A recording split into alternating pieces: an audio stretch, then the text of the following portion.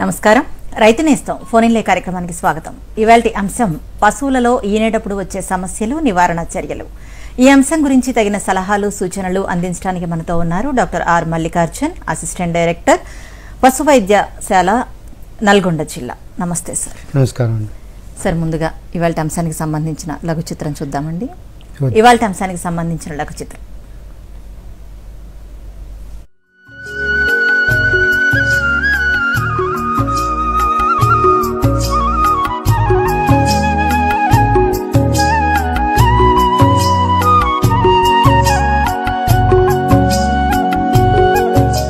పశువులు ఈనే ముందు, ఈనిన తర్వాత ఎలాంటి జాగ్రత్తలు తీసుకోవాలో రైతులకు తెలియకపోవడం వల్ల కొన్నిసార్లు పశువులు మృత్యువాత పడుతున్నాయి.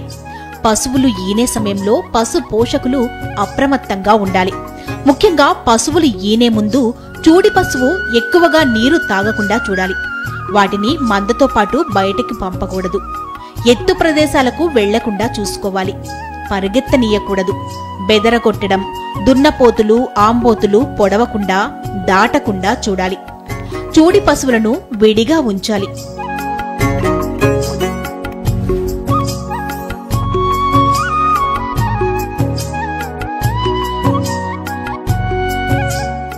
కొన్ని పశువుల్లో ఈనడానికి 10 రోజుల ముందు పొదుగు భాగంలో నీరు దిగి వాపు వస్తుంది. ఇది సహజంగా వస్తుంది. దీనిని వ్యాధిగా భావించనవసరం లేదు. అలాగే మొయ్య దిగడం ముఖ్యంగా చూడి పశువుల్లో వస్తుంది. దీనివల్ల రైతులు ఆర్థికంగా చాలా నష్టపోతారు. అంతేకాకుండా ఒక్కోసారి లోపలి దూడ, పశువు చనిపోయే ప్రమాదం ఉంది. ఇది వచ్చినప్పుడు వైద్యుల సలహాల మేరకు తగిన జాగ్రత్తలు తీసుకుంటే రైతుకు లాభదాయకంగా ఉంటుంది.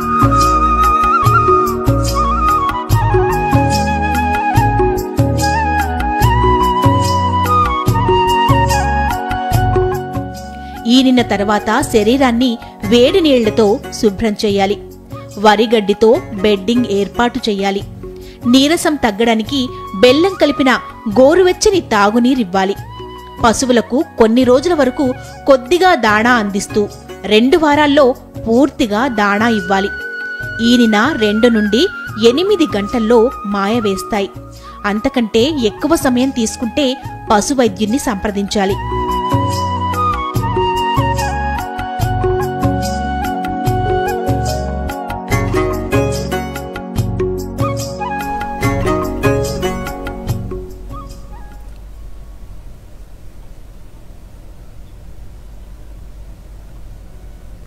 పశువులలో ఈనేటప్పుడు వచ్చే సమస్యలు, నివారణ చర్యలు. ఈ అంశానికి సంబంధించి ఎటువంటి సందేహాలున్నా స్క్రీన్ పైన కనిపిస్తున్న నెంబర్కి వెంటనే కాల్ చేయండి. సార్, ముందుగా అసలు ఈ పశువుల్లో ఈనేటప్పుడు వచ్చే సమస్యలు కానివ్వండి, నివారణ చర్యలు కానివ్వండి, అసలు వీటి యొక్క ప్రాముఖ్యత ఏంటండి? మాధవి గారు, ఈ పశువుల నుంచి పాడి ఉత్పత్తి రైతు ఎప్పుడైతే పొందబోతాడో అది ఈనడంతోనే ప్రారంభమవుతుంది. ఓకే. మరియు ఈనిన తర్వాత ఆ పాడి ప్రారంభమయ్యి 300 రోజుల దాకా కొనసాగుతుంది. ఈ పూర్తి పాడి ఉత్పత్తి రావడానికి కానీ మరియు పశువుల నుంచి అధిక లాభం ఉత్పత్తి జరగడానికి కానీ సరైన పద్ధతిలో పశువు ఈనితేనే, సక్రమంగా ఈనితేనే ఇది సాధ్యపడుతుంది. ఒకవేళ ఎలాంటి సమస్య వచ్చినా కూడా ఈ పాడి ఉత్పత్తి మీద తీవ్రమైన ప్రభావం చూపుతుంది. అంటే పాడి తగ్గొచ్చు, లేదా పూర్తిగా తగ్గిపోవచ్చు, లేదా పశువే లేకుండా పోవచ్చు. అంటే ఇక్కడ పశువు ప్రమాదం జరగవచ్చు, లేదా పశువు యొక్క ఆరోగ్యానికి ప్రమాదం జరగవచ్చు, లేదా దూడ చనిపోయినట్టయితే తద్వారా పాడి ఉత్పత్తిలో కూడా ఆటంకం కలగవచ్చు. కాబట్టి ఈ ఈనేటప్పుడు వచ్చే సమస్యల గురించి మన పూర్తి అవగాహనతోని మనం సక్రమంగా కనుక పాటించినట్టయితే మనము రాబోయే కాలంలో పాడి ఉత్పత్తికి ఇబ్బంది కలగకుండా రైతు తాను జాగ్రత్త తీసుకునే అవకాశం ఉంటుంది. ఓకే. అయితే సార్, కొన్నిసార్లు పశువుకి పడుకున్నప్పుడు వెనక భాగంలో ఎర్రటి బంతిలాగా వస్తుంటుంది. అది మళ్ళీ నిలబడగానే లోపలికి పోతుంటుంది. అసలు దాన్ని ఏమంటారు? దానికి కారణం ఏంటండి? ఇది సాధారణంగా పశువు 9 నెలల చూడి 9 నెలలు ఆవులలో చూడి ఉంటుంది, 10 నెలలు గేదెలలో ఉంటుంది. అయితే 7వ నెల రాగానే పశువుకు లోపలి శరీర భాగంలో అంటే సాధారణంగా అంతకుముందు చూడు లేకపోవడం వల్ల ప్రస్తుతం చూడు అయ్యి 7 నెలలు వచ్చేటప్పుడు శరీరంలో ఒక గ్యాప్ ఉంటుందన్నమాట. కుహరం మన శరీరంలో పొట్ట లోపల ఉన్నటువంటి గ్యాప్ ఫిలప్ అవుతుంది. అంటే ఫిలప్ అయ్యి ప్రెషర్ ఏర్పడుతుంది, ఒత్తిడి ఏర్పడుతుంది. ఆ ఒత్తిడి ఏర్పడము దానికి ఉన్నటువంటి పొట్ట మేత పొట్ట కూడా అనుకోకుండా ఒకసారి ఎక్కువ మేత తినడం కానీ, లేదా ఎక్కువ నీరు తాగడం కానీ, లేదా మలబద్ధకం వల్ల కానీ, లేకపోతే ఒక గ్యాస్ కలిగించేటటువంటి లూసర్న్ లాంటి పదార్థాలు తినడం వల్ల కానీ ఆ పొట్ట ఉబ్బి ఆ ఉన్నటువంటి మన గర్భాశయాన్ని ముందుకు తోస్తుంది. సో ముందుకు తోయటం వల్ల ఏం జరుగుతుందనంటే ఆ గర్భాశయం ముందుకు తోయబడి వెనుకకు కూర్చున్నప్పుడు వెనుకకు వచ్చే అవకాశం ఇది ఒక కారణం. అంతేకాకుండా పశువుకు మలబద్ధకం ఉన్నప్పుడు కానీ, ఇంకేదైనా దగ్గు లాంటి తీవ్రమైన దగ్గున్న సమస్య ఉన్నప్పుడు కూడా ఈ గర్భాశయం నెట్టబడి బయటకు వస్తుంది. సో ఇది మామూలుగా వచ్చేటటువంటి అంటే పశువు ఒక తక్కువ వయసు ఉన్నటువంటి పశువు అంటే 1 ఈత 2 ఈత ఉన్న పశువులు ఈ విధంగా జరుగుతుంది. కానీ సాధారణ ఎక్కువ ఈత పశువులలో ఏం జరుగుతుంది అంటే ఆ పశువు ఈనే కొద్దీ లోపల తాని కండరాలు అంటే ఈ గర్భాశయంతో ఉన్నటువంటి కండరాలు కొద్దిగా మెత్తబడడం వల్ల ఆ మెత్తబడడం వల్ల ఏమవుతుందంటే కొంచెం సాగి ఆ పశువు ఎప్పుడైతే ఈ చూడైన తర్వాత ఈనే ముందల కొంచెము 7 నెలల ప్రాంతం నుంచి కొంచెం పడుకున్నప్పుడు జారి వెనుకకు వచ్చేటప్పుడు ప్రమాదం వస్తుందన్నమాట. సో ఈ ఎర్ర ఎందుకు వస్తుందని అంటే గర్భాశయంతో పాటుగా ఒక దాన్ని ఆనుకొని మన యోని భాగం ఉంటుంది. ఈ యోని భాగం యొక్క పొర తిరిగి బయటకు వస్తుంది. ఇది పడుకున్నప్పుడు అంటే శరీరము భూ ఆకర్షణ వల్ల ఏమవుతుందంటే కిందికి జారి ఆ తెల్లగా కనబడుతుంది బయటికి. సో దీన్ని ఏమంటారంటే మెయ్య అంటారు, మన పశువుల్లో దీన్ని యోని మెయ్య అంటారు, ప్రొలాప్స్ అని ఇంగ్లీష్లో అంటారు దీన్ని. అయితే ఆవుల్లో కూడా మనం సహజంగా ఇదే ప్రాబ్లమ్ని చూస్తూ ఉంటాం. 5 ఈతల ఆవైనా సరే కూడా అట్లాగే సపోజ్ ఇక నెలలు నిండే కొద్దీ అదే ప్రాబ్లం మనకి ఆవుల్లో కూడా కనిపిస్తుంటుంది. అసలు ఇలా వచ్చినప్పుడు ఎటువంటి జాగ్రత్తలు తీసుకోవాలంటారు? సో మొట్టమొదటిసారిగా రైతు తాను ఎప్పుడైతే ఈ పరిస్థితిని గమనిస్తాడో వదిలేయకుండా ఏం చేయాలంటే ఇమీడియట్గా దానికి ఏదైనా సమస్య అంటే ఏ సమస్య ఉండి పొట్ట ఉబ్బి ఉంటుందా, లేదా మలబద్ధకమా, లేదా ఇంకేదైనా సమస్య వల్ల దానికి శరీరం లోపల ఒత్తిడి కలుగుతుందా అనేది ఆ విషయాన్ని డాక్టర్ని సంప్రదించి క్లియర్ చేసుకోవాలి. క్లియర్ చేసుకున్న తర్వాత ఏం చేయాలని అంటే మొట్టమొదటిసారిగా అలా వచ్చినప్పుడు వదిలేయకుండా ఇప్పుడు వాళ్ళు ఏం చేయాలంటే తాడు కట్టే పద్ధతి ఒకటి వచ్చింది. తాడు కడతారు. తాడు కడితే ఏమవుతుందనంటే ముందు 8 ఆకర్లు తాడు కట్టేసి వెనుక భాగంలో తాడు కట్టి కట్టినట్టు ఏమవుతుందంటే యోని భాగంలో వెనుక టైట్ అవ్వడం వల్ల ఏంటంటే ఈ పశువు రావడం జరగదు. సాధారణంగా రైతులు ఏం చేస్తారంటే మేత పూర్తి తగ్గించటము, లేకపోతే దానికి ఉన్న సమస్యను పూర్తిగా గ్రహించకపోవడం వల్ల వదిలేస్తారు. ఈ వదిలేయడం వల్ల రాను ఏమవుతుందంటే అది పెద్దదైపోయి వెనుక ఎక్కువ భాగంలో ఈ మెయ్య బయటకు వచ్చే అవకాశం, అది ప్రమాదాన్ని ఏర్పడే అవకాశం ఉంటుంది. కాబట్టి రైతులు ఒకవేళ ఎక్కువ ఈతలున్న పశువు ఉన్నట్టయితే ఖచ్చితంగా దానికి తాడు కట్టే పద్ధతి ద్వారా నిలువరించుకొని ఆ నిలువరించుకున్నట్టయితే 190% ఈ సమస్య నుంచి బయటపడవచ్చు. అంతేకాకుండా ఒక్కొక్కసారి ఏమవుతుందంటే ఒక హార్మోనల్ సమస్య కూడా అవుతుంది. ఇది డాక్టర్ గారు విధించినట్టయితే ఎంతవరకు ఆ సమస్య ఉంది, ఆ సమస్యకు అనుగుణంగా ఈ లోపల ఉన్నటువంటి ప్రొజెస్ట్రాన్ అనేటువంటి ఈ సూడికి ప్రెగ్నెన్సీకి అవసరమైనటువంటి ఈ ప్రొజెస్ట్రాన్ యొక్క లెవెల్ తగ్గిపోతున్న ఈ విధంగా జరుగుతుందని ఒకవేళ అనుకున్నట్టయితే దానికి డ్యూరాప్రోజన్ అనేటువంటి ఒక ఇంజెక్షన్ ద్వారా దాన్ని కంట్రోల్ చేసేటటువంటి అవకాశం ఉంది. ఓకే. అయితే సార్ ఒక్కొక్కసారి ఆవు ఈత సమయంలో అంగం తిరగబడింది అని అంటూ ఉంటారు డాక్టర్లు. అసలు ఇలా అంటే ఏంటి, అలా జరగకుండా ఉండాలంటే అసలు ముందస్తు జాగ్రత్తలు ఏం తీసుకోవాలి? అంగం తిరగబడింది అంటే శరీరంలో ఉన్నటువంటి గర్భాశయము దాని ముఖద్వారం దగ్గర లోపల ఏమవుతుందంటే ఒకసారి ఇటు చుట్టూ తిరుగుతుంది, లోపల చుట్టూ తిరుగుతుంది. చుట్టూ తిరిగి ఏమవుతుందంటే ఆ ముఖద్వారం చుట్టూ తిరగడం వల్ల మెలిక పడుతుంది. ఈ మెలిక పడడం వల్ల ఏమవుతుందంటే ఈనేటప్పుడు పశువుకు సాధ్యపడదు, ఎందుకంటే చుట్టూ తిరుగుతుంది కదా. ఇక అక్కడ ఉన్నటువంటి ద్వారం తెరుచుకోదు కాబట్టి దూడ బయటకు వచ్చే అవకాశం ఉండదు. సో ఇట్లా చుట్టూ తిరుగుతుంది. అంటే సాధారణంగా దీనికి కారణాలు చెప్పాలంటే ఏంటంటే ఎత్తుపల్లాలలో పశువు నడిపించటము, లేదా మనకున్నటువంటి తెలియకుండా పశువును ఉరికించటము, త్వరగా తీసుకువెళ్ళటము, తర్వాత మన ఫామ్లో కూడా పైనుంచి కొంచెం కిందికి ఎక్కువసార్లు తిప్పటము, లేదా పడుకున్నప్పుడు అది అటు ఇటు దొరలటం జరిగినప్పుడు, అంతేకాకుండా ఏంటంటే లోపల ఉన్నటువంటి దూడ ఒక్కొక్కసారి అది తాను ఆ 7 నెలల తర్వాత అది మామూలుగా కింది స్థితి నుంచి పై స్థితిలోకి మారుతుంది. సో మారినప్పుడు కూడా ఇలా జరిగేటట్టు అవకాశం ఉంటుంది. ఇంకా చెప్పాలంటే ఏంటంటే లోపల ఉన్నటువంటి ఉమ్మనీరు అంటాం. ఉమ్మనీరు కూడా తగ్గినప్పుడు ఏమవుతుందని ఉమ్మనీరు కూడా తగ్గినప్పుడు కూడా పశువుకు గ్యాప్ తిరిగేసి లోపల తిరిగేటట్టు అవకాశం ఉంటుంది. అయితే దీనికి ఏంటంటే ఈ సమస్య ఉన్నప్పుడు ఏంటంటే జనరల్గా సాధారణంగా ఏం చేస్తారంటే మన డాక్టర్లు ఎప్పుడైతే ఈయన ముందల దాని ఆ అంగం తిరగబడినప్పుడు ఏం చేస్తారంటే అది చేయి పెట్టి చెక్ చేపిస్తారు. చేయి చేపి చెక్ చేస్తే ఏమవుతుందో తెలిసిపోతుంది వాళ్ళకి ఎంత రొటేషన్లో అది తిరిగింది అనేటువంటిది. అంటే మామూలుగా 40%, 90% ఏమో సాధారణంగా ఒక దాని పశువును ఎటువైపు తిరిగితే అటువైపు ఆ పశువును తిప్పడం ద్వారా దాన్ని రిలీవ్ చేస్తారు. అలాగే 180 డిగ్రీలో ఉన్నట్టయితే ఒక ఫ్లాంక్ పెట్టేసి పశువును ఒత్తిపట్టి తిప్పి చేస్తారు.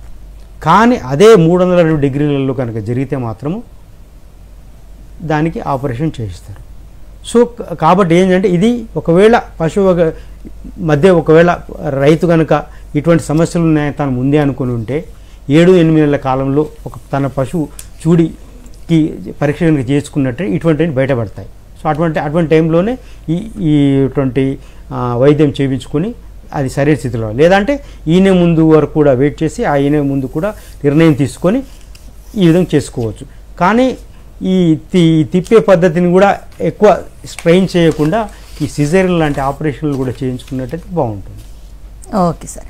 అయితే గేదె అసలు ఎన్ని రోజులకి ఈనుతుందంటారు? ఈనడప్పుడు ఏమైనా లక్షణాలు కనిపిస్తాయా? సాధారణంగా గేదెలు 10 నెలలు 10 రోజులు అంటే 310 రోజులు. అదే ఆవులలో అయితే 9 నెలల 9 రోజులు అంటే 279 రోజులు. అంటే 2 రోజులు అటు కావచ్చు, 3 రోజులు కావచ్చు, ఒక్కొక్కసారి వారం కూడా అటు ఇటు కావచ్చు. సో ఆ విధంగా ఇంతాయి. ఇక్కడ ఈ విషయాన్ని రైతు బాగా గ్రహించుకోవాలి. మొదటగా ఈనేటప్పుడు 24 నుంచి 30 గంటల ప్రాంతంలో శరీరము కొంచెం ముభావం ఉండడం, లేదా అటు ఇటు తిరుగుతూ ఉండడం, లేదా తీగ వేయటము, మరియు మక్కులు గుంజడం అంట. వెనక భాగంలో మక్కులు గుంజుతాయి, శరీరము రిలాక్స్ అవుతుంది. సో ఈ మక్కులు గుంజేదాన్ని ఈ 24 నుంచి 30 గంటల ప్రాంతంలో జరుగుతూ ఉంటుంది. ఇప్పుడే తాను గుర్తించాలి. తర్వాత అంతేకాకుండా ఆ పశువు ఈనేటప్పుడు అది డల్గా ఉందా, అంటే కొంచెం ముభావం ఉందా, ఇంకా ఏదైనా జ్వరం లాంటి పరిస్థితి ఉందా, అది సరిగా తింటుందా, అంటే కొంచెం తినవు, యాక్టివ్గా ఉందా, ఇవన్నీ కూడా ఈ లక్షణాలన్నీ ఈనేటప్పుడు కనబడతాయి. ఈనేటప్పుడు ఎటువంటి జాగ్రత్తలు తీసుకోవాలంటారు? సో ఈ లక్షణాలన్నీ గమనించిన తర్వాత రైతు ఎప్పుడు జాగ్రత్త తీసుకోవాలనుకుంటే 24 నుంచి 30 గంటల ప్రాంతంలో ఈ లక్షణాలన్నీ ఈ మక్కులు గుంజటం అనేది జరగాలి. అలా కాకుండా ఆ తర్వాత ఏం జరుగుతుందంటే 2 నుంచి 8 గంటల, మళ్ళీ ఆ 30 గంటలు దాటితే 2 నుంచి 8 గంటల వ్యవధిలో పశువుకు నొప్పులు వస్తాయి, కాంట్రాక్షన్స్ వస్తాయి. ఈ నొప్పుల వచ్చినప్పుడు వచ్చి చివరి భాగంలో మళ్ళీ పశువు నుంచి లోపల నుంచి ఒక నీటి సంచి కానీ ఒక ఉచ్చబొడ్డ లాంటిదని మనం ఉంటాం జనరల్గా గ్రామాలలో, నీటి సంచి లాంటిది బయటకు వస్తుంది. ఈ నీటి సంచి గనక కనపడకపోతే ఒక రోజు దాటిన తర్వాత కూడా కనపడకపోతే ఇమ్మీడియట్గా డాక్టర్ను సంప్రదించాల్సిన అవసరం ఉంటుంది. అంటే లోపల సమస్య వస్తుంది దానికి. ఎందుకు ఈనట్లేదు అంటే 24 గంటల లోపల అది ఈనడానికి రావాలి. ఆ సంచి కనపడాలి. రైతు కనపడేది సంచి ఒకటి, ఆ నొప్పులు కనపడతాయి, సంచి రావాలి. ఇది కనపడలేదంటే ఇమ్మీడియట్గా డాక్టర్ని సంప్రదించాలి కారణం ఏంటి అని. సో ఈ కారణాలను గురించి డాక్టర్ని సంప్రదించినట్టే డాక్టర్ వచ్చి పరీక్ష చేసి అప్పుడు దానికి ఏమైనా సమస్య ఉన్నదా అని చెప్పి గుర్తిస్తాడు. Okay sir. అయితే మనకి కొన్నిసార్లు ఆవులకి నొప్పులు వచ్చి ఈంతున్నట్టు కనిపిస్తూ ఉంటాయి, కానీ కాసేపటికి మళ్ళీ ఆగిపోతూ ఉంటుంది. అలా ఎందుకు జరుగుతుంది? దానికి కారణం ఏంటి? అసలు అటువంటిప్పుడు మనం ఎటువంటి జాగ్రత్తలు తీసుకోవాలి? ఇప్పుడు మనకు పశువు ఈనటానికి ఈ సమయంలో ఒకటి దానికి హార్మోనల్ యొక్క ప్రభావం. హార్మోనల్ ప్రభావం అంటే శరీరం లోపల ఒక ఈ ఆక్సిటోసిన్ అనే హార్మోను, రిలాక్సిన్ అనే హార్మోను, తర్వాత ఈస్ట్రోజన్ అనే హార్మోను, తర్వాత ఇవి ప్రొజెస్ట్రాన్ అనేటువంటి ఇవన్నీ కలిసి మన గర్భాశయం యొక్క ద్వారం తెరుచుకునేటట్టుగా, తర్వాత తోసేటట్టుగా ఇవన్నీ కూడా ప్రయత్నిస్తాయి ఆ కండరాల ద్వారా. ఈ హార్మోనల్ యొక్క ఎఫెక్టు ఒకవేళ తగ్గిపోతే ఆ వచ్చిన కంట్రాక్షన్స్ కూడా ఆగిపోతాయి, లేదా ఆ పైన ముందర ఉన్నటువంటి ద్వారం అనేది పూర్తిగా తెరుచుకోకపోవచ్చు. అందువల్ల ఏమవుతుందంటే నీటి సంచి రాకపోవటము లేక దూడ రాకపోవటము జరుగుతుంది. సో ఇలాంటి సమస్య వచ్చినప్పుడు కారణం ఏం జరుగుతుందనంటే దానికి ఉన్నటువంటి ఒక మెయిన్ కాల్షియం లోపం. కాల్షియం లోపం వల్ల ఏం జరుగుతుందనంటే మామూలుగా చూడిగా ఉన్నప్పుడు ఒక గేదెకు 20 గ్రాముల కాల్షియం అవసరం ఉంటుంది. అలాగా గేదె ఈన రోజు ఏం జరుగుతుందంటే అది 4 గంటలు పెరిగి 80 గ్రాముల కాల్షియం అవసరం ఉంటుంది. ఎందుకు అవసరం ఉంటుందంటే గేదె ఈనిన తర్వాత మన కొలెస్ట్రాల్ అనేది తయారవుతుంది. ఈ కొలెస్ట్రాల్కి ఆ కాల్షియం అవసరం ఉంటుంది. సో కాల్షియం అవసరమైన లెవెల్లో లేకపోవడం వల్ల ఏమవుతుందనంటే లోపల ఉన్నటువంటి గర్భాశయానికి కండరాలు బలహీనపడి కాంట్రాక్షన్స్ లేకపోవటం కానీ సరైనట్టు కుహరం తెలుసుకోకపోవడం జరగటం వలన దూడ బయటికి రావు.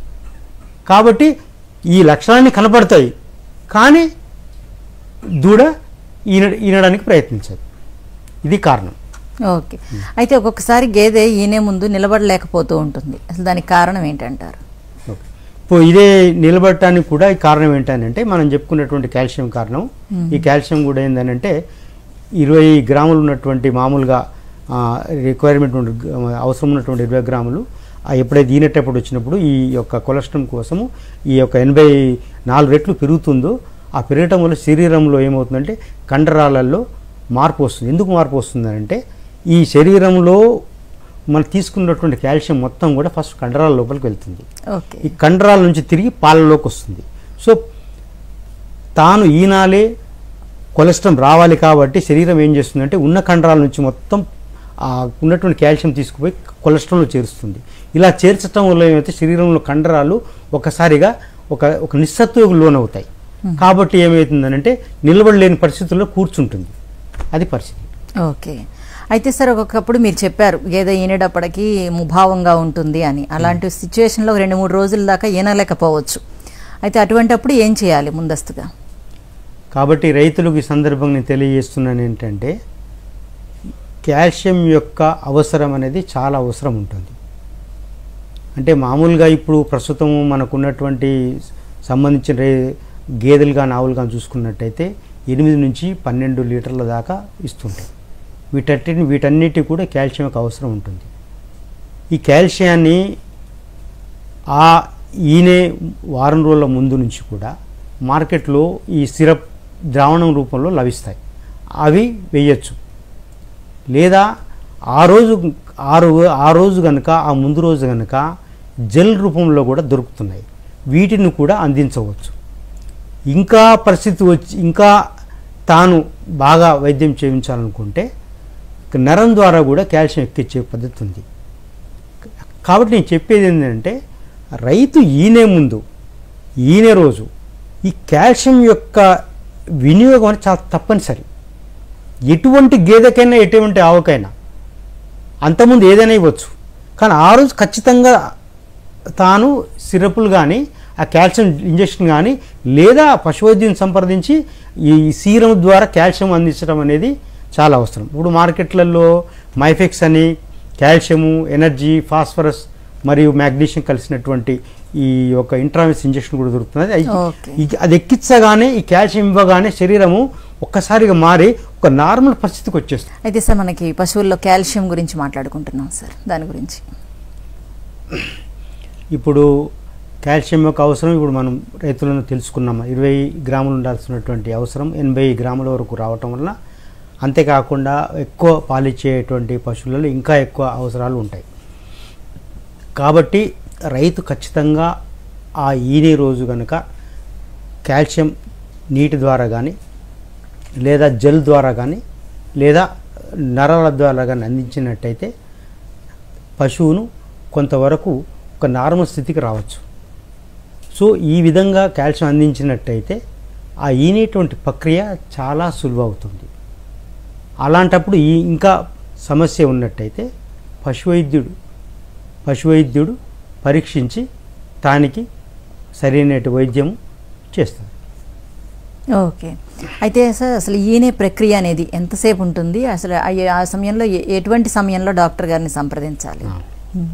పశువుకు మనం ఇంతకుముందు చెప్పుకున్నాం, పశువు అంటే దాని అసలు ఈనే ప్రక్రియ ప్రారంభం కాకముందు 24 నుంచి 30 గంటల ప్రాంతంలో ఈ యొక్క మనం పైన ఇంతకుముందు చెప్పుకున్నటువంటి సిమ్టమ్స్ కనపడతాయి.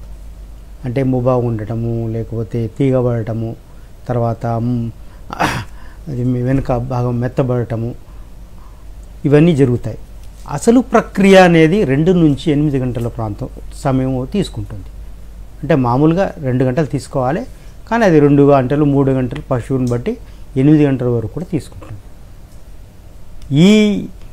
ఈ సమయంలో పశువుకు ఏమవుతుందంటే నీటి సంచి బయటికి వస్తుంది.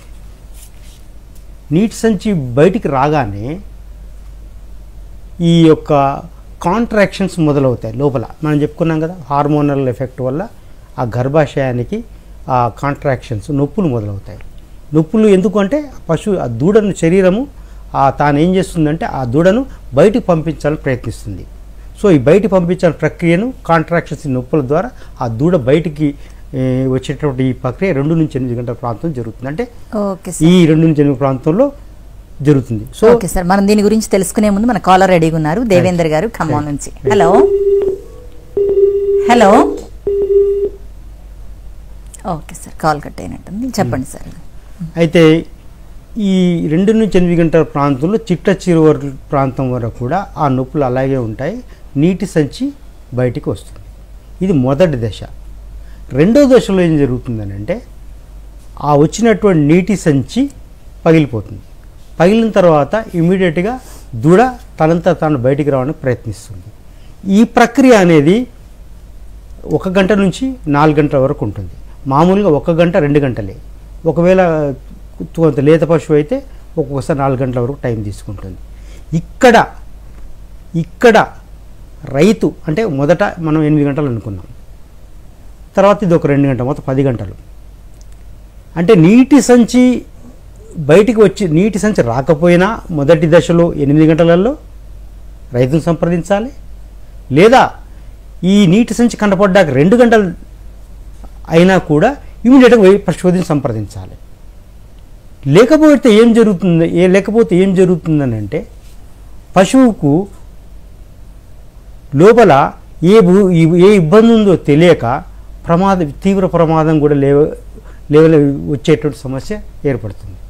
కాబట్టి మొదట మనం అనుకున్నట్టుగా ఏంటంటే నీటి సంచి రాగానే, నీటి సంచి లేట్ అయినా కూడా, లేదా నీటి సంచి వచ్చిన తర్వాత 2 గంటల్లో పశువు వినకపోయినా ఇమ్మీడియట్గా పశువైద్యుని సంప్రదించాలి. ఓకే సార్, మన కాలర్ రెడీగా ఉన్నారు, శ్రీనివాస్ గారు బొబ్బర్లపల్లి నుంచి. హలో. నమస్తే మేడం. నమస్తే అండి, మీ సందేహం ఏంటో అడగండి సార్ని. సార్ నమస్తే. చెప్పండి సార్.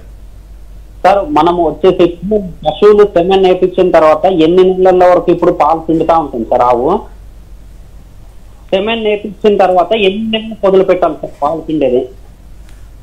సెమెన్ వేయించిన తర్వాత ఎన్ని నెలల వరకు పాలు పిండుకోవాలి సార్? పితుక్కోవాలి అచ్చా అచ్చా. అంటే సెమెన్ వేయించటం అని కాదు, అంటే ఇక్కడ ఏంటంటే పశువు ఈనిన తర్వాత దాని యొక్క పాడి కాలము 10 నెలలు ఉంటుంది. అవును సార్, అవును సార్. సో 10 నెలల పాడి కాలం ఉన్నప్పుడు ఈ 10 నెలల పాడి కాలం వరకు పిండుకోవచ్చు. 10 నెలలు 10 నెలలు అంటే పశువు ఈనిన తర్వాత 10 నెలల పాడి కాలం ఈనుకోవచ్చు, పిండుకోవచ్చు పాలు ఇచ్చేంత వరకు కూడా.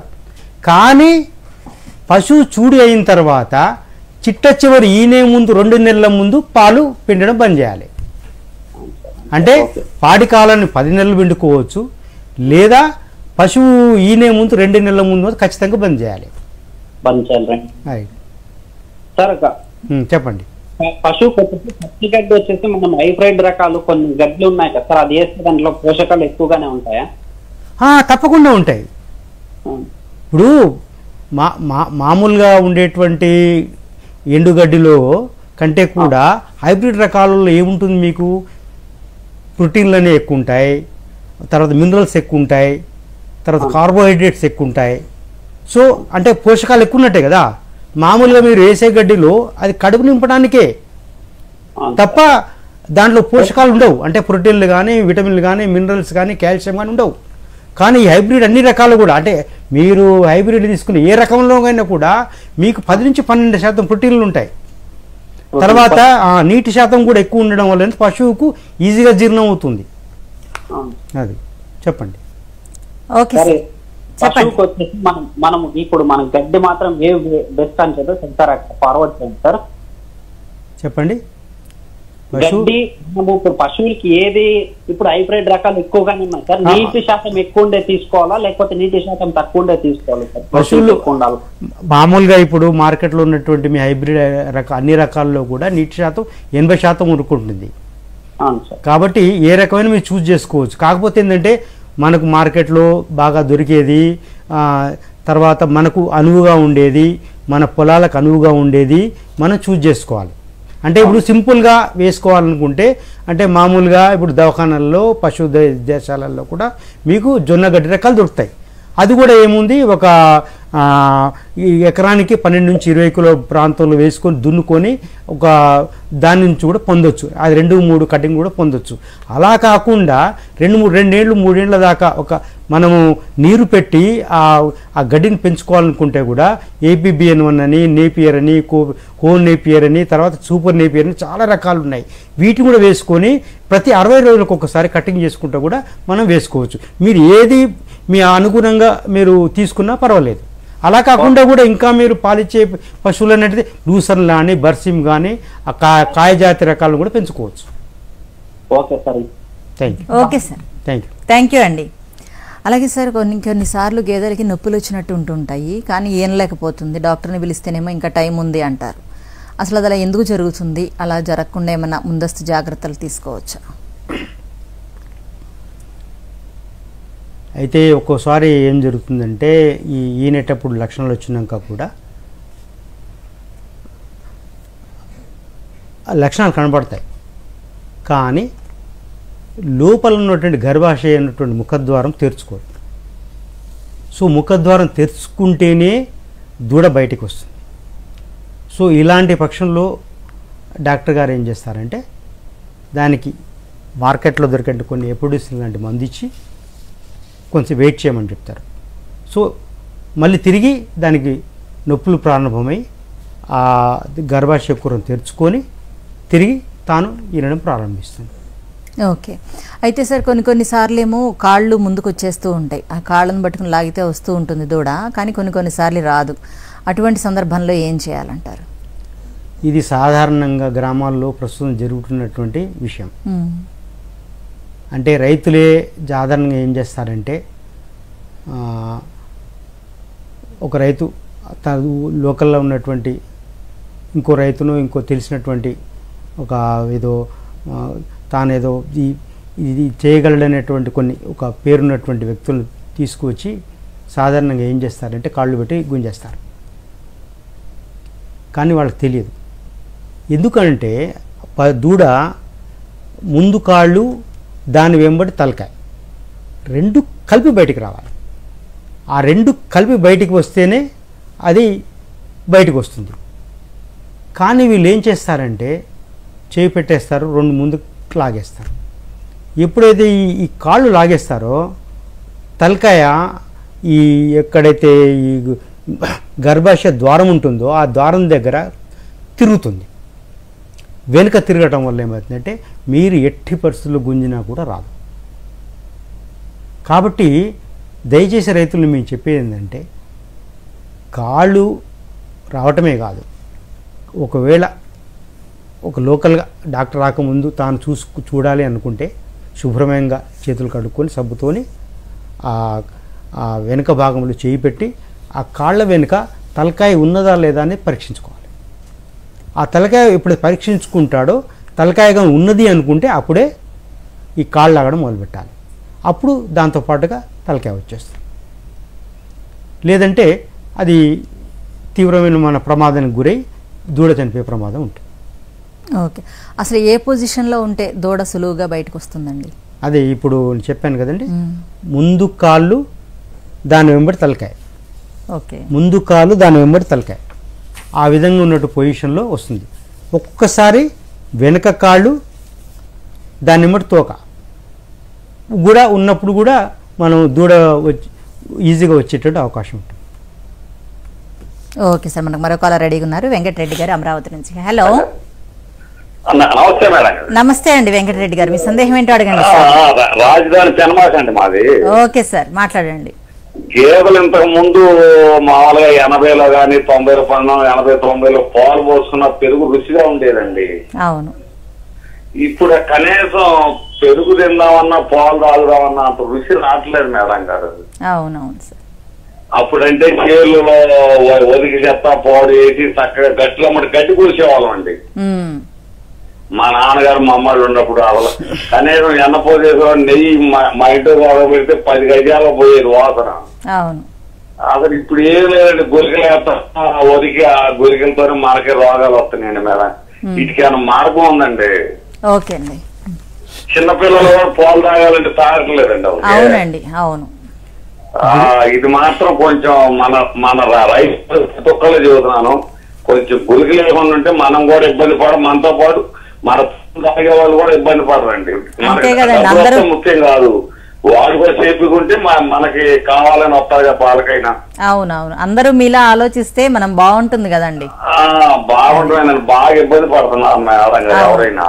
అవును సార్, కరెక్ట్ చెప్పారు. ఇప్పుడు మాది రాజధాని అంటే గేదెలు మేత ఉంది పోవడం కాదంటలా, ఈ ఏదుండా ఏదైనా వరద వచ్చినప్పుడు ఏం చేస్తున్నా ఆ గులికలేసి అంత ఈ గట్టిలో పెట్టేస్తుంది వచ్చి.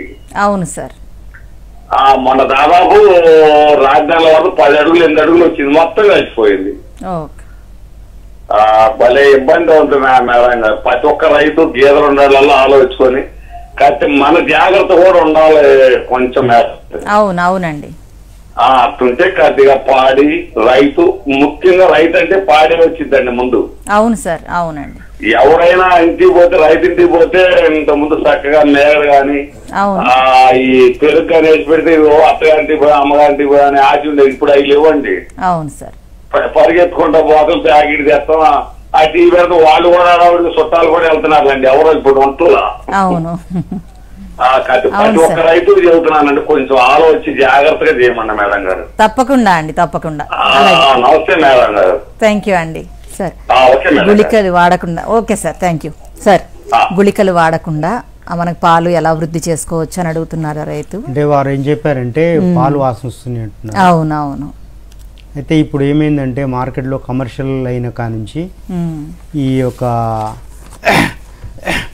బీరు పొట్టు వాడటము, తర్వాత ఈ కొంచెము వాడినటువంటి దాన మన వాడము, మరియు పశుగ్రాసాలు ఎండిపోయినవి వాడము, తర్వాత ఈ బాగా దాన్ని ఏమంటారంటే మూలికలు, అది పొలాల్లో వేసినటువంటి క్రిమిసంహారక మందులు ఎక్కువ వేసినటువంటి గడ్డి వాడటం, వీటి వల్ల ఏమవుతుందంటే ఈ పొట్టలో కొద్దిగా మార్పులు జరుగుతున్నాయి. సో ఈ మార్పుల వల్ల ఏం జరుగుతుందనంటే ఈ పాలల్లో వాసన వచ్చే అవకాశం ఉంటుంది. కానీ రైతు సహజంగా లభించేటటువంటి గడ్డి మరియు సహజంగా లభించేటువంటి దానాలు అంటే మినపపొట్టు, కందిపొట్టు, చున్ని, తర్వాత తవుడు మరియు మొక్కజొన్న ఇట్లాంటి పదార్థాలు కనుక కరెక్ట్గా సమపాళ్లలో వాడినట్టయితే ఈ యొక్క వాసన రాదు. అంటే సమపాళ్లలో ఎందుకు నేను అంటున్నానంటే ఒక్కొక్కప్పుడు ఏమవుతుందంటే ఎసిడిటీ కలిగించే ఎక్కువ పదార్థాలు కార్బోహైడ్రేట్ లాంటివి ఎక్కువ వాడినట్టయితే, సీరియల్స్ లాంటి వాడినట్టయితే ఏమవుతుందంటే ఒక ఎసిడిటీ వచ్చి ఆ ఎసిడిటీ వల్ల ఈ గ్యాస్ వచ్చే అవకాశం ఉంటుంది. ఆ గ్యాస్ వల్ల కూడా ఈ దాన్ని ఏమంటారంటే ఈ వాసన వచ్చే అవకాశం ఉంటుంది. అంతేకాకుండా కొన్ని ఆహార పదార్థాలు కొన్ని దాన్ని ఏమంటారంటే పదార్థాల్లో కొంచెం ఎక్కువ శాతంలో ప్రోటీన్స్ అవి ఉన్నటువంటి ఎక్కువ మేపినా కూడా ఒక్కోసారి ఈ వాసన వచ్చే అవకాశం ఉంటుంది. అలా కాకుండా సమపద్ధతులు దానికి అవసరమైనటువంటి పదార్థాలు ఓ పద్ధతి ప్రకారంగా వాడినట్టయితే వాసన రాదు. సో ముందుగా రైతు ఏమి ఆలోచించాలంటే నా పశువుకు ఈ వాసన వచ్చింది దేనివల్ల, నేను ఏం ఆహార పదార్థాలు వాడతాను, ఫస్ట్ అది అనలైజ్ చేసుకోవాలి. అనలైజ్ చేసుకుంటే తనకు కారణం తెలిసిపోతుంది. కారణం తెలిసి ఆ పద్ధతి ప్రకారంగా ఆహార పదార్థాలు వాడితే, మిగతా పదార్థాలు వాడితే ఆ వాసన తగ్గించుకునే అవకాశం ఉంటుంది. అవును, ఏదైనా సరే రసాయనాలు వాడకుండా సేంద్రియ ఎరువులతో పంటలను పండిస్తే ఆ పశువులకి ఇచ్చే గడ్డిల బట్టి కూడా వాటి పాలు అనేవి డిపెండ్ అయి ఉంటాయి. అవును, సేంద్రియ ఎరువులతో. ఎందుకంటే స్మెల్ అనేది వివిధ ఇతర క్రిమిసంహారక మందుల వల్లనే కదా, వాటి వల్లనే వస్తుంది. వాటికి సహజమైనటువంటి పద్ధతులు కనుక చేస్తే ఖచ్చితంగా ఆ పాలు కూడా టేస్ట్ గా స్వీట్ గా ఉంటాయి. అవును, ఇంతకు ముందు అంటే అన్ని ఉండేవి కాదు కాబట్టి అలా ఉండేది. ఇప్పుడు అందరూ కూడా పాల ప్యాకెట్స్ కి అలవాటు పడిపోయారు కాబట్టి ఇవి కూడా గ్రాడ్యువల్ గా కల్తీగా అయిపోతున్నాయి. అలాగే సార్ కొన్ని పశువుల్లో ఉమ్మ నీరు తక్కువగా ఉండడం వల్ల పశువు ఈనలేకపోయింది అని అంటూ ఉంటారు. అది ఎంతవరకు కరెక్ట్ అండి? అలా రాకుండా మనం ఏం చేయాలంటారు? ఉమ్మనీరు వల్ల సమస్య ఎక్కువ రాదు కానీ ఒక్కొక్కసారి ఏమవుతుందంటే ఉమ్మనీరు వల్ల ఏంటంటే పశువు ఈనలేకపోతుంది, ఈనదు. సో ఈనకపోవడం అనే సమస్య వస్తుంది కాబట్టి ఉమ్మనీరుకు ఏం చేయాలంటే పశువు తాను చూడి కాలంలో మంచిగా సరైనటువంటి నీరు అందించటం. తర్వాత ఖనిజ లవణ మిశ్రమాలు దొరుకుతాయి మార్కెట్లో. ఈ ఖనిజ లవణ మిశ్రమాలు కనుక ఒక సమపాళ్లలో వాడినట్టయితే లోపల ఈ ఉమ్మనీరు పెరుగుతుంది. అంతేకాకుండా పశువుకు అంటే ఏమైనా ఈ పారాసిటిక్ రోగాలు ఉన్నట్టయితే వాటికి సంబంధించిన నట్ల మందు వాడటం కానీ, లేదా ఇంకేమైనటువంటి అజీర్తి లాంటి సమస్యలు కానీ, ఇంకేమైనటువంటి ఈ బ్లూట్ లాంటి సమస్యలు కానీ వచ్చినప్పుడు కూడా ఈ పశువుకు ఈ లోపల నీరు గుంజుకొని తగ్గిపోయేటువంటి అంటే చాలా మొత్తంలో తగ్గినప్పుడు ఆటోమేటిక్గా ఈ దూడ ఈనడం కూడా సమస్యగా ఏర్పడుతుంది. అయితే సార్ కొన్నిసార్లు మీరు ఇందాక చెప్పారు దూడ కాళ్ళు ముందుకు వస్తుంటాయి ఈనేటప్పుడు, దూడ తల భాగం కాకుండా కాళ్ళు ముందుకు వస్తుంటాయి అని. ఒక్కొక్కసారి వీళ్ళు రైతులు పట్టుకుని లాగుతూ ఉంటారు కానీ రాదు. అదే డాక్టర్ గారు వచ్చి లాగితే తీస్తుంటారు జాగ్రత్తగా. అయితే అప్పుడు డాక్టర్ గారు ఏంటంటే తల తిరగబడిందని చెప్తూ ఉంటారు. అసలు అలా తల తిరగబడడం అంటే ఏంటండి? అసలు అలా రాకుండా ఏం చేయాలి? అదే ఇప్పుడు ఈ విషయం గురించి మనం ఇంతకుముందు కూడా చెప్పుకున్నాము. ఎప్పుడైతే దూడ ఈనడానికి వస్తుందో కాళ్ళ వెంబడి తలకాయ రావాల్సిన అవసరం ఉంటుంది. రైతులకు అక్కడ కాళ్ళ వెంబడి తలకాయ రావాలి అనేది ఒక్కోసారి గుర్తించరు గ్రామాలలో. ఈ గుర్తించకపోవడం వల్ల ఏమవుతుందంటే ఎప్పుడైతే కాళ్ళు లాగేస్తారో తలకాయ అనేది ఆ కుహరం దగ్గర, మా గర్భాశయం యొక్క ముఖద్వారం దగ్గర ఆగిపోతుంది, పక్కకు దిగుతుంది. కాబట్టి తనంతట తానుగా గేదె కానీ ఆవు కానీ కాళ్ళు కనపడ్డా కూడా ఎట్టి పరిస్థితుల్లో కూడా రైతులు పశు వైద్యుని సంప్రదించకుండా నిర్ణయం తీసుకోవద్దు. ఎందుకంటే ఆ ప్రమాదము దూడ చనిపోయే అవకాశం ఉంటుంది. సో దూడ చనిపోతుంది మన అజ్ఞానం వల్ల అనుకున్నప్పుడు ఏమవుతుందంటే ఖచ్చితంగా పశువైద్యుని సంప్రదించాలి. సంప్రదించినప్పుడు ఏమవుతుందంటే తాను వస్తారు, చేయబెడతారు, లోపల చెక్ చేస్తారు, ఆ తలకాయ ఏ పొజిషన్ చూస్తారు, ఆ పొజిషన్ చూసేసి ఇమీడియట్గా దాన్ని సరిచేసి తీసేటటువంటి ఈజీగా తాను చేపెట్టి అప్పుడు లాగమంటారు, వచ్చేస్తుంది కూడా. కాబట్టి ఆ సమస్యను సింపుల్గా తీసుకుంటున్నారు. అంటే చాలా సులువుగా తీసుకుంటున్నారు రైతులు. అది చాలా తప్పు. ఈనే టైంలో ఏ చిన్న సమస్య వచ్చినా పశు వైద్యం సంప్రదించకుండా నిర్ణయం తీసుకోవద్దన్నది నాకు ఈ కార్యక్రమం ద్వారా నేను రైతులకు తెలియజేస్తున్నాను. ఓకే సార్, థ్యాంక్ యూ అండి. మరో కాలర్ రెడీగా ఉన్నారు, కాంతం గారు సిద్దిపేట నుంచి. Hello madam. నమస్తే అండి కాంతం గారు, మాట్లాడండి సార్తో. నమస్తే మేడం. చెప్పండి. మేడం టీవీ చూడకుండా మాట్లాడండి. ఇక్కడ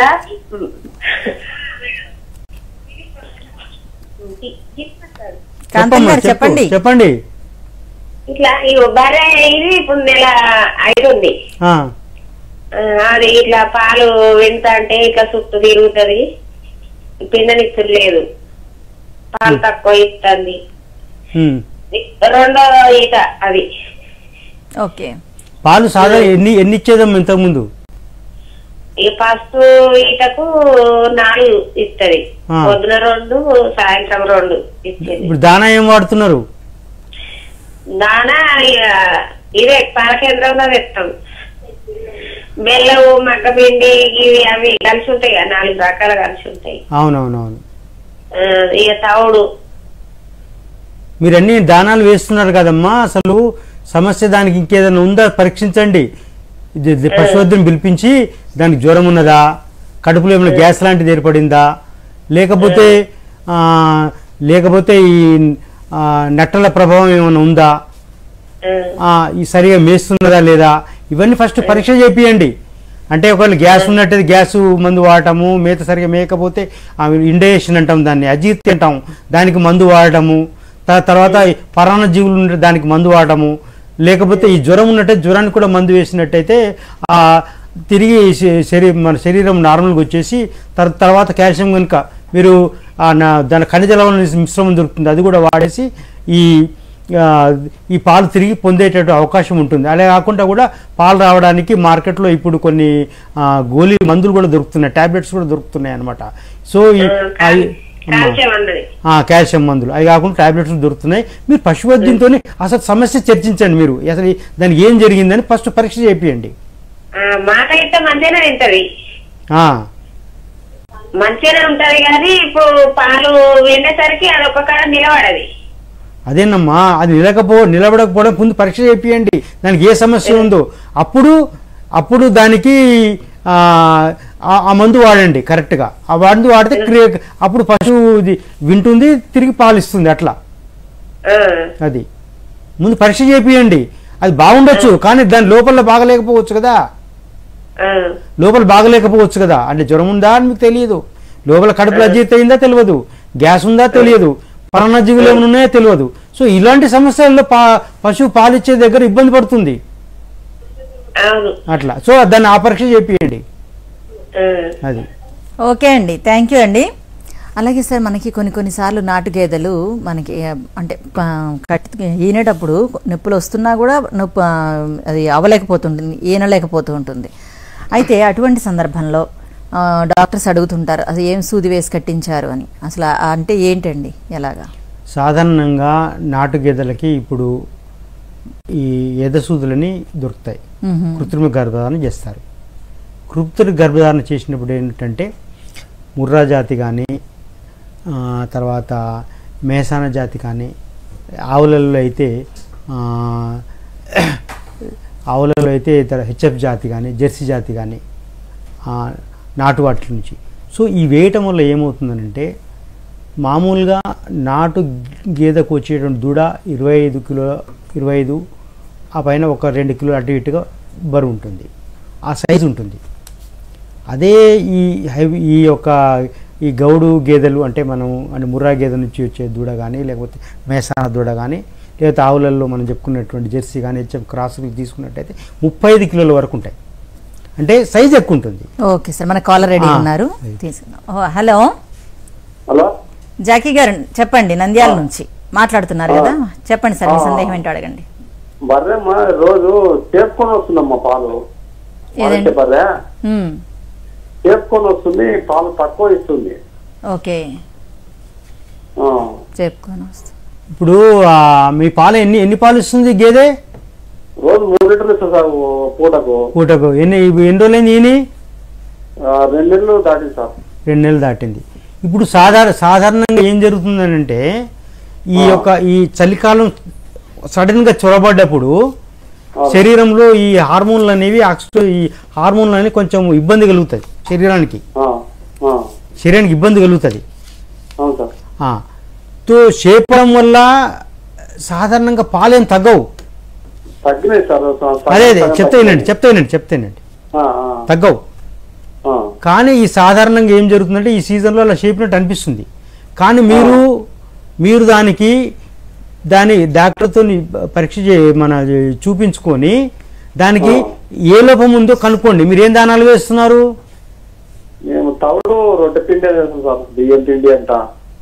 ఇప్పుడు ఈ రొట్టె పిండి అనేది 80% 50 గ్రాములు కానీ 100 గ్రాములు దాటకూడదు.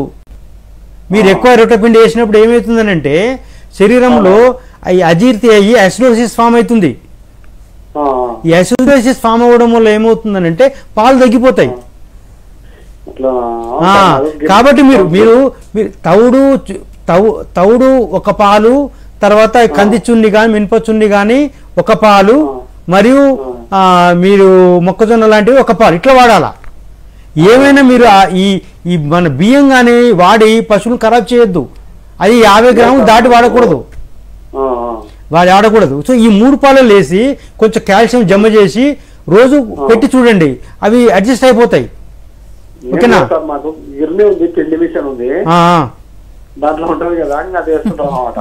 అట్లా వేస్తే ఇట్లాంటి ప్రమాదాలు ఏర్పడతాయి కదా. ఓకే అండి జాకీ గారు, మీకు ఇంకా ఏమైనా సందేహాలు ఉంటే ఇప్పుడు సార్ ఫోన్ నెంబర్ ఇస్తామండి, మీరు కాల్ చేసి మాట్లాడవచ్చు. థ్యాంక్ యూ అండి. ఓకే సార్, పశువుల్లో ఈనేటప్పుడు వచ్చే వ్యాధులు, నివారణ చర్యలు, ఈ అంశం గురించి మన రైతు సోదరులకు చాలా చక్కగా వివరించారండి. ధన్యవాదాలు. ఈ అంశానికి సంబంధించి మరింత అదనపు సమాచారం కోసం సంప్రదించవలసిన చిరునామా doctor R Mallikarjun, assistant director, జిల్లా పశు వైద్యశాల, నల్గొండ జిల్లా. Phone number 7013381697.